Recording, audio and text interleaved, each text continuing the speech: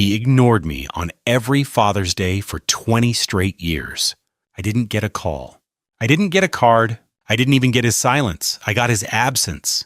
But 1 week after I won $72 million, my son remembered I existed. Suddenly, he was all smiles and, "Hey, Dad," like we'd just spoken last week. He wanted to throw a Father's Day barbecue, said it was long overdue, said he missed me. And just like that, the man who left me to grow old alone wanted to celebrate fatherhood. If you've ever been loved only when you were useful, stick around. And if someone ever forgot you until you had something they wanted, this story is for you. Before I go on, hit that subscribe button and let me know in the comments how many Father's Days you spent hoping for a phone call that never came. Because this story isn't about winning the lottery. It's about what happens when people put a price tag on love and assume you're still for sale. I told him I'd be there. I even said I had a special gift to bring. He was thrilled. So was his mother. They thought they were finally getting what they'd been waiting for. But what I'm bringing to their backyard isn't wrapped in a box. It's wrapped in truth. This year, I'm not showing up to be celebrated. I'm showing up to deliver a message. They won't forget. After 2 decades of silence, I finally have something to say. And this time, they'll have no choice but to listen. My name is Jonathan Pierce. I wasn't always a millionaire. I wasn't always alone, either. There was a time when I had a wife, a son, and a house that smelled like Sunday dinners and fresh laundry. That was before everything collapsed. Vanessa, my ex-wife, was a woman who loved appearances more than substance. She liked shiny things, expensive things, and when I couldn't give her those anymore, she decided I no longer fit the picture. She left me at 45, took the house, the car, and the son we raised together. Her lawyer was ruthless. Mine was exhausted. I walked away with an old Honda, a box of clothes, and a quiet apartment in the cheapest corner of Riverbend, Oregon. Our son, Ethan, was 17 when the divorce hit, old enough to choose, and he chose her new boyfriend, a corporate guy with a lake house, a sports car, and the kind of smile that came with bonus checks. "Dad, maybe if you'd worked harder," Ethan told me once, "we wouldn't be in this mess." I didn't fight back, didn't argue.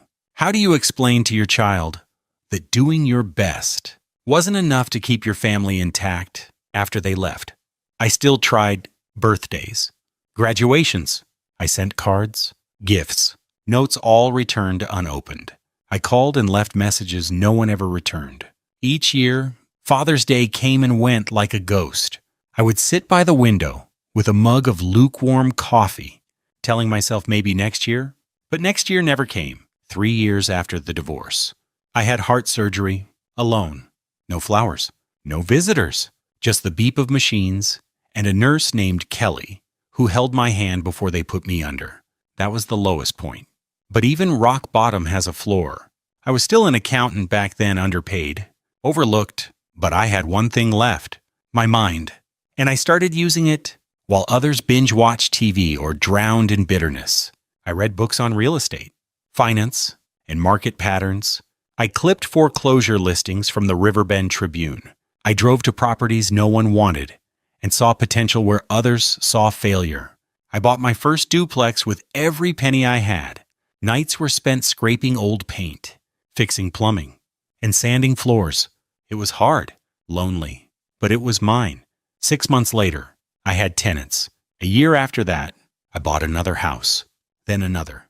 While Ethan posted selfies from ski resorts and Vanessa flaunted fake charity work, I built an empire from drywall and discipline. And through it all, I stayed silent. I didn't show off, didn't call them, didn't rub my slow success in their faces. I just worked and waited. Because one thing life taught me is that time always tells the morning it happened. Riverbend was unusually quiet. Sunlight spilled through my kitchen window like gold dust, and I was sipping black coffee, watching the light shift across the hardwood floors I'd refinished with my own 2 hands 15 years ago. There was a peace in that stillness, the kind of peace only people who've been forgotten truly understand. I had made a life inside the silence. I had made it mine. Then the phone rang. The screen showed a number I didn't recognize. But something in me, some dull, aching instinct told me to answer. Dad? That word hadn't touched my ears in 2 decades. Not since he stood in a doorway at 17 and told me I was the reason his mother left. My voice stayed even. Yes, it's me, Ethan. I closed my eyes. The coffee in my hand suddenly felt cold. I know it's been a long time, he said quickly. And I know we haven't exactly been close. That's one way to put it, I said. Not angry, just honest. There was a small laugh on the other end. Nervous, uncertain. The same laugh he used to make when caught stealing cookies as a kid. Look, I've been thinking Father's Day is coming up. Vanessa and I are hosting this big barbecue. We'd really love for you to come. There it was, wrapped in kindness, stuffed with nostalgia, tied up with a bow that smelled like manipulation. I didn't answer immediately. We've missed you, he added. A pause. Have you? I said quietly. Of course, he lied. I stood, walked over to the sink, and stared out at the backyard. There was an old tire swing still hanging from the maple tree. It hadn't moved in years, just like our relationship. You know, I said, keeping my tone flat. I used to sit by that same phone every year on Father's Day, just hoping you'd call. Silence. Yeah, he said at last. I wasn't great back then. I was a kid. I didn't understand. But you understand now. I asked. I'm trying, he said. Isn't that something? I wanted to laugh, not because it was funny, but because it was familiar. This wasn't a son reaching for his father. This was a man chasing money with a smile. I've heard some good news about you, he said. Big lottery win. Huh. There it was. Slipped in like small talk. Like it wasn't the only reason he'd dialed my number. Must be nice, he added. 72 million, I said plainly. State lottery. Powerball. 1 ticket? Wow, he whistled. That's incredible. I mean, good for you, Dad. Really, you deserve it. His voice shifted just enough for me to catch it. A change in tone, a spark of hunger. He was calculating now, figuring out what to say next. How to keep the line open without sounding too obvious. Father's Day, he repeated. It'll be just family. You, me, Mom. Kids running around. Food. Music. Catching up. We'll fire up the grill. Talk about the past. You know, like old times. There were no old times to return to. I'd like that, I said, and I meant it, but not for the reason he thought. I'll bring something special, I added.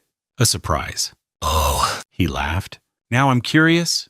You're not bringing a check, are you? I smiled at the absurdity of his transparency. You'll see, I said. We hung up, and I stood there in my kitchen. As the morning sun crept higher, casting light on every surface I'd repaired with my own 2 hands. In the silence that followed, I made a quiet decision. If he wanted to play the role of loving son, then I would play the role of forgiving father. Let the scene begin. But this time, I wasn't coming to be celebrated. I was coming to show them what Father's Day really looks like. For the fathers who were never called, 3 days after that phone call, I dialed his number again. I had rehearsed what I would say, every pause, every inflection, because this wasn't just a call, it was a test. And I already knew the answer, but I needed to hear it from him. He picked up on the second ring. Dad, hey, everything okay? I've been thinking, I said, about your invitation. Father's Day. Yeah. His tone perked up like a dog waiting for a treat. I need to be honest with you. Ethan, I said slowly, I might not be able to come. What? Why? I've run into a bit of a situation. I let the words hang in the air like fog. What kind of situation? Financial, I said. I made a few bad calls with the money. Tried to double it through crypto trading. Lost almost all of it. Dead silence. Wait, what? He said, his voice suddenly thinner. I didn't tell the press. I didn't want the story out. But between the crash and some bad investments, there's not much left. Barely enough to get by. I could almost hear him doing the math, subtracting 72 million in his head. The silence stretched, then cracked. Wow, that's really rough. Dad, I'm sorry to hear that. No concern? No offer to help? No, are you okay? just the empty tone of a man who just watched his golden goose fall dead in the yard. "Yeah," I said. "It's been a hell of a few weeks." "Well," he cleared his throat. I mean, maybe it's best if we skip this year's barbecue. You probably need space, time, to sort things out. Of course, no money, no reason to celebrate. I understand," I said calmly. "We'll catch up another time," he added quickly. "Once things are better, right? Take care of yourself," he said. And just like that, the line went dead. "No, we love you. No, we're here for you. No, you're still our father." I stood in my kitchen, staring at the silent phone in my hand. My reflection stared back from the microwave door, older, wiser, but still human enough to feel that small sting of betrayal, even when it wasn't surprising. I'd suspected the truth, but now I had confirmation. He didn't want to reconnect. He didn't want to rebuild our relationship. He wanted the money, and now that it was gone, so was I. Vanessa didn't call, didn't message, didn't follow up with "How are you really doing?" The woman who once said I was too dull to succeed now couldn't be bothered to feign interest. Once she thought I had nothing left. It wasn't anger I felt. It wasn't even sadness. It was clarity. For 20 years, I had blamed myself. Maybe I wasn't a good enough father. Maybe I didn't try hard enough. Maybe I hadn't fought loud enough, long enough, strong enough. But that call told me something different. It told me that I had been enough. They just never wanted what I had to give. That was the moment something shifted inside me. The plan I'd started as a quiet defense became something sharper. Not revenge, never that. But truth, sharp, simple, unforgiving. This Father's Day, I wouldn't be forgotten. They would remember me. Not for the money I had, but for the man they underestimated. 2 days after Ethan vanished again, my phone rang. But this time, the voice wasn't polished, rehearsed, or dripping with hidden agendas. It was clear, calm, human. "Mr. Pierce?" A pause. Then, "It's Claire. Claire Whitman?" The name slid across my memory like a breeze through an old room. Claire, the barefoot girl who lived 2 doors down when Ethan was little. Big eyes, smarter than most adults, always carrying around a notebook and a pencil stub. I used to help her with math while her mom was in and out of the hospital. Now her voice had the edge of a woman who had lived, lost, and grown sharper because of it. "I hope this isn't a bad time," she said. "I saw your name in the paper. The lottery win." I braced myself. Another call, another smile, another favor. But what followed stopped me. I just wanted to say, "Congratulations. You were one of the kind ones. You still deserve good things." I stayed silent a moment, because kind words are the hardest to believe. When you've gone so long without hearing them. "Thank you," I said. We spoke like old neighbors catching up. About Riverbend, about how the trees on the corner had finally been cut down. How her mother passed quietly in a hospice 2 years ago. "I work for the Tribune now," she said. "Local beat reporter. Mostly community pieces, but I dip into investigation when I can." Something in her tone shifted. "Can I ask you something? Off the record, of course. This story about your son inviting you back after 20 years. It didn't happen before the lottery win, did it?" "No," I said. She paused. "Did he ever call before that?" "Not once. Not once," I confirmed. "I thought so," she said, exhaling. "Why do you ask?" "Because something about the timeline doesn't sit right with me. And because there's something I need to tell you." She hesitated. "You remember my dad? Big guy, oil on his hands, always fixing something. That's him. He invested in a startup 6 years ago, poured everything he had into it. Retirement, house equity, everything. The founder promised a 5x return within 18 months, said it was the future of intelligent systems. I already knew what was coming. The company was called Prismatech. The founder's name was Ethan Pierce.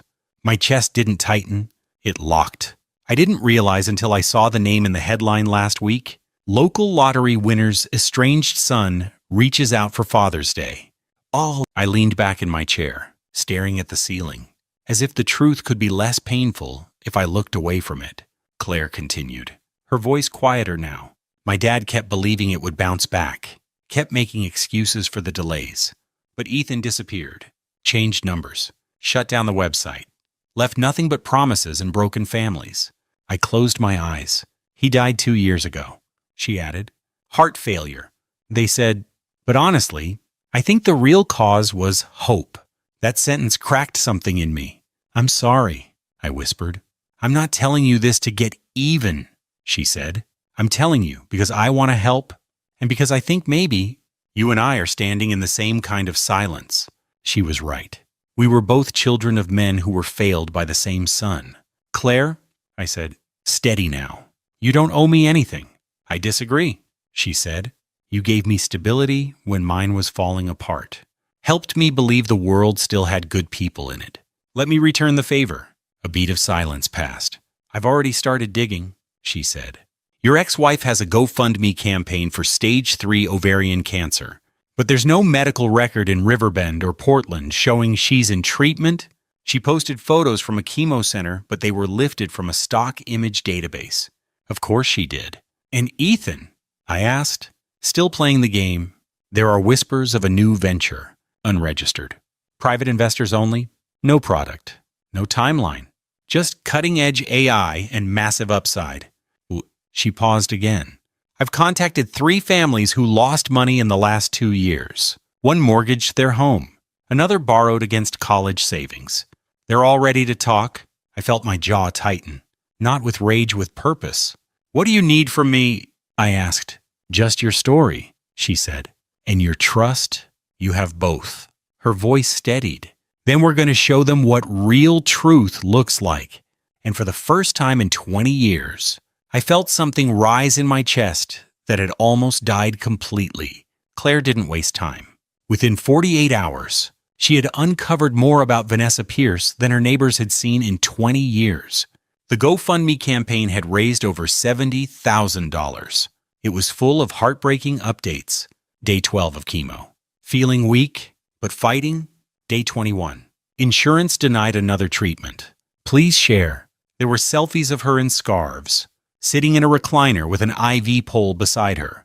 But Claire's trained eyes didn't miss the truth. The photos weren't original. They were lifted from a cancer support forum, images of real women fighting real battles. Vanessa had cropped them, filtered them, and passed them off as her own. But that wasn't all. There were no hospital admissions under her name. No oncology records. Not even a prescription for anti-nausea medication. She hadn't seen a single doctor. Claire cross-checked dates of her so-called treatments with her social media activity. On the same day she claimed to be vomiting after radiation, she was tagged at a wine tasting event in downtown Portland. Classic grift? Claire muttered. She's not just lying, she's monetizing sympathy. While Claire dismantled the mother, I turned to the son. I made calls, lots of them, to every investor Ethan had pitched to in the past 10 years. Some hung up, some swore. But most listened. They remembered the big promises, the cutting-edge algorithms, the AI breakthroughs, the limited-time founder access.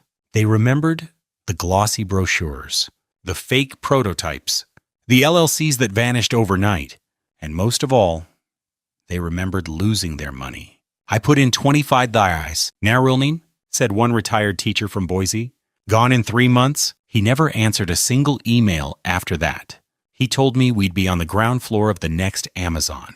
Said another, I had to refinance my house because of him.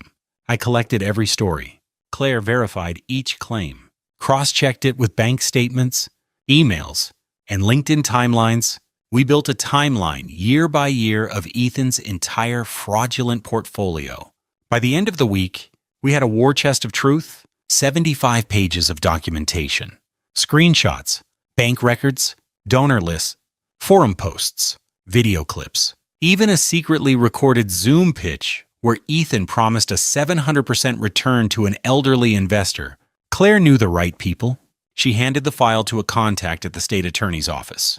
Another copy went to a journalist at the Oregon Chronicle. A third landed in the inbox of a local YouTuber known for exposing scams. But that wasn't enough. We wanted them to feel it, not behind closed doors. Not with quiet shame, but publicly, on stage. We chose Father's Day, The same day Ethan had invited me to stand in front of his new life and pretend nothing happened. Claire coordinated everything. At exactly 3:00 p.m., just as the barbecue would be reaching its peak, the lawsuits would be delivered, multiple ones, from different victims, filed in 3 counties. At 3:05, Claire's article would go live. A full exposé, headline, From Father's Day to Fraud, How a Riverbend Son Built a Fortune on Lies. At 3:10, the GoFundMe account would be flagged and frozen. Every donor notified, every lie exposed. And at 3:15, Claire herself would arrive, not as a friend, but as a witness. She would hand Vanessa a printed copy of her medical file, blank, empty, undeniable. And Ethan, he'd be handed a folder. Inside, the truth, all of it. No yelling, no threats, just cold, hard, organized consequence. We're not coming for revenge, Claire told me as we loaded the final documents into envelopes. We're coming for justice, and we're right on time. That night, as I sat alone in my living room, I looked at the watch I'd worn for 30 years. It ticked steadily, calm, certain. For 2 decades, time had been the enemy, a reminder of everything lost. But now time was the weapon, and Father's Day would be the hour of truth. The invitation had said family barbecue, but the air felt anything but warm as I pulled into the driveway. String lights hung from the porch. Laughter drifted from inside. Burgers sizzled. Fragrance of corn and coleslaw mixed with the faint scent of perfume, Vanessa's perfume. She was standing near the grill, flipping patties with a practiced smile. Inside, Ethan greeted guests like a host on a stage. I saw the cameras. Some guests live streaming. A banner said, Father's Day with Dad above the buffet table. He wore that same corporate smile. His eyes flicked to the door as I walked in. Jonathan Pierce, former accountant turned millionaire. I carried a brown leather portfolio. From the outside, it looked like the gift I promised. From the inside, it contained everything they'd never wanted me to remember. I was silent as I stepped in. Their eyes widened, excitement flickered when they recognized me. This is Dad, they whispered to others. Vanessa glided forward, pulled me into a hug. Ethan shook my hand, looking relieved to finally see me sit down. They told me stories. Old family trips, childhood mishaps, memories they said they'd missed. I nodded and smiled. But my gaze drifted to the portfolio bag on the table. Inside waited evidence. At exactly 3:00 p.m., Claire and a woman in a gray suit arrived at the edge of the yard. The woman a process server. Guests glanced, puzzled. Cameras captured everything. At that moment, Ethan approached, glass of iced tea in hand. Dad? This is kind of wonderful, right? We're eating, laughing, finally together. I tilted my head. Yeah, I said softly. Except, where's the gift you promised? His laughter froze. He looked behind him, clear panic. That's when Claire stepped forward, hand extended, phone tucked in. Hello, Vanessa. May I? No invitation, no warning. She handed Vanessa a thick envelope. Paper rustled. Vanessa's face whitened. Minutes later, the process server walked over, handed Ethan a stack of documents. He unfolded one. His name, capital letters, case number, then another, and another. Live stream alert chirped. A guest gasped. One began filming with a steady hand. Vanessa stood stunned. Dad, she's faking cancer. Someone off camera asked. Vanessa reached for her phone, tried to delete posts on her fundraising page. But comments flooded in. Screenshots appeared on other phones. A guest shouted, That's her doctor's note. It's blank. Ethan's face crumpled. The host's mask cracked. He flipped through the claims. Investor lawsuits. Fraud allegations. Debt demands? His shoulders sagged. A waiter offered water. He didn't take it. Claire watched. Expression resolute. Then she spoke into her phone camera.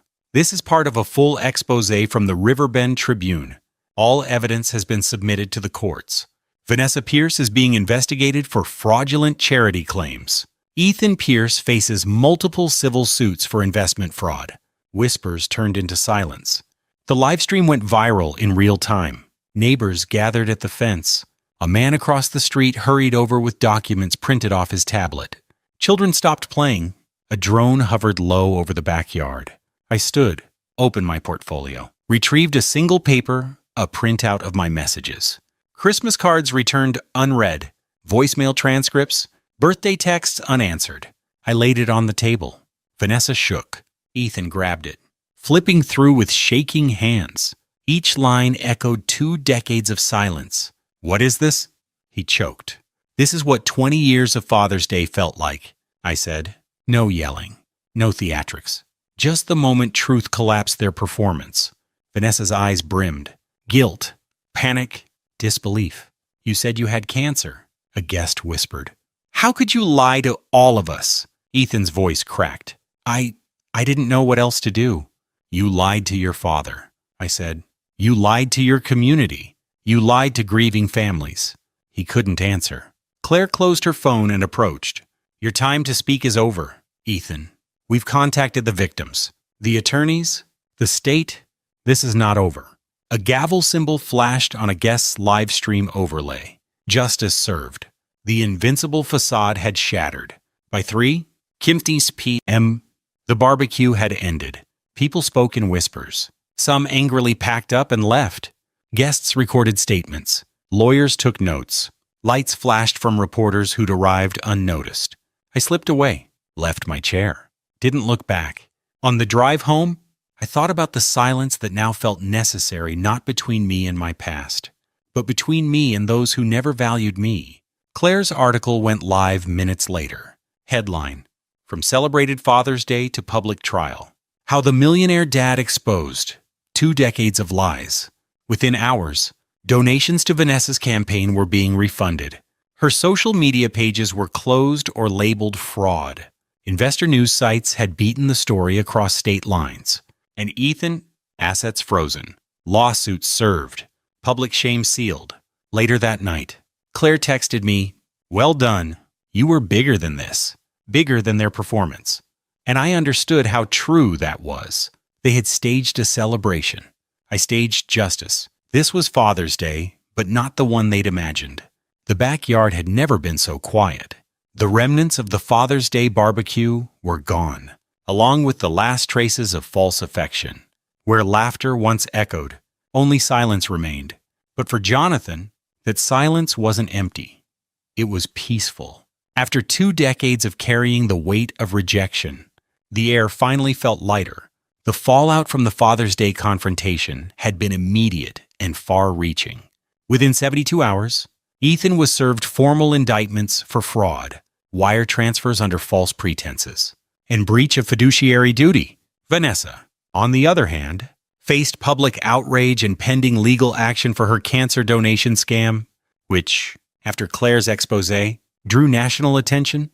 Frozen bank accounts, civil suits, a firestorm of social media condemnation. They hadn't just lost money or status, they'd lost credibility. And in the digital age, there was no erasing that stain.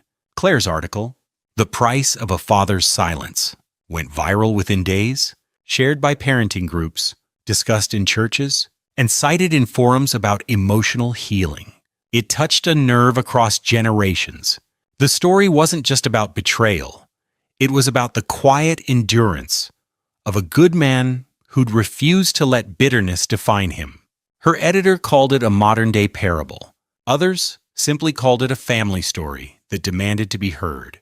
But for Jonathan, the fame meant little. He didn't care for attention. He didn't celebrate the downfall of his son or ex-wife. What he felt instead was release. For the first time in years, he could breathe without resentment clouding every thought. He returned to his simple house with its creaky floors and sunlit kitchen. The same place that once echoed with loneliness now felt like sanctuary. He'd begun praying again, not to ask for justice, but to give thanks for strength, for clarity, for the mercy of time. "Lord," he whispered one morning, looking out at the garden, "I don't know why this all took 20 years, but thank you for never letting go of me." It was his 3rd time in a week praying out loud. Each time, the words came easier. Each time, he felt the ache in his chest loosen. Just a little more. Later that week, Claire visited with a copy of her article in print. They sat on his porch, sipping coffee and watching birds land on the fence. "You changed more lives than you know," she said. Jonathan smiled. "I didn't change anything. I just stopped waiting." "No," she replied.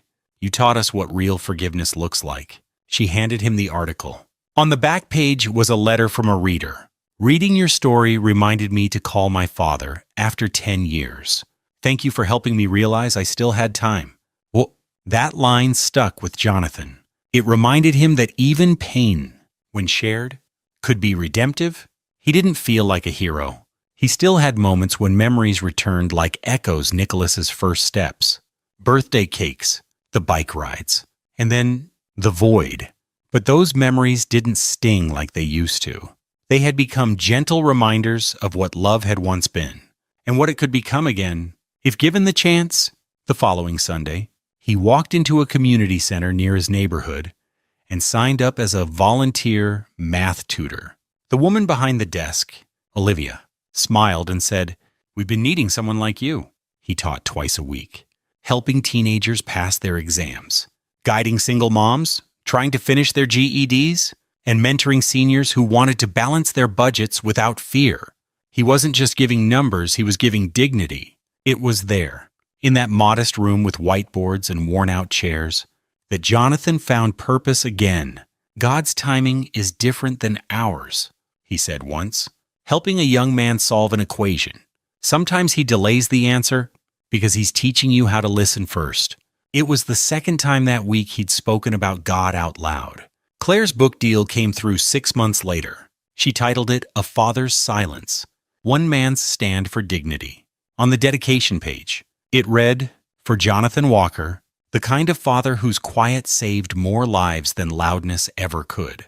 At the launch event, someone asked him to sign a copy. He hesitated, then wrote, "Your silence doesn't make you weak. Your truth does." People called it the family story of the year. The book was translated into 4 languages. Schools used it to teach ethical journalism. Pastors quoted it in sermons about grace and consequence. Readers saw themselves in Jonathan abandoned, dismissed, but still standing. One evening, as the fall leaves blanketed the streets of Daltonville, Jonathan got a letter in the mail. The return address was a correctional facility. It was from Ethan. The envelope contained a single page. No manipulation this time. Just a simple acknowledgement of failure and a line that read, "I see you now, Dad." "I really see you?" Jonathan read it twice. He didn't cry. He didn't smile. He folded it gently and placed it in the drawer with his prayer journal. That night, he whispered his third prayer of gratitude to God, not for revenge, but for closure, for the chance to end a chapter and begin a new one. Sometimes, the deepest healing comes not from vindication, but from rising beyond it. Jonathan's life had become a family story he never planned to tell, but one that others now leaned on in their darkest moments. He had lived through betrayal, not with bitterness, but with dignity. He had discovered that when everything falls away, what remains is character and faith. And perhaps, most importantly, he'd learned that sometimes being forgotten is what teaches you how to live again. Lessons from my own life. Your worth isn't measured by who remembers you, it's defined by what you remember about yourself. Justice may come late, but dignity is always yours to keep. Even broken family stories can become blueprints for healing. Forgiveness isn't about erasing the past. It's about choosing a different future. If my journey moves you, if you've ever felt overlooked, underestimated, or yous don't carry that pain in silence, share this family story with someone who needs hope. Pray, even if the words feel unfamiliar. Sometimes all you need is to whisper, "God, help me see again." Comment below, what lesson from Jonathan's story spoke to you most? Because maybe, just maybe, the next chapter of your life is the one that finally brings peace.